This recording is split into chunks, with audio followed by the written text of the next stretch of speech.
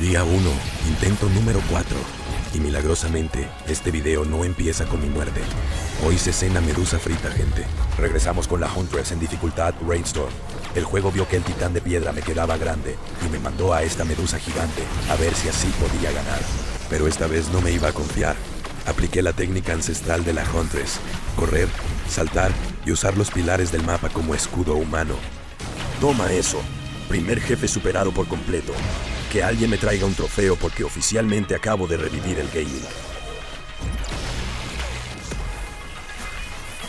Si quieres ver si esta victoria fue pura suerte o si mantengo la racha en vivo, búscame como @casabeman en todas las redes.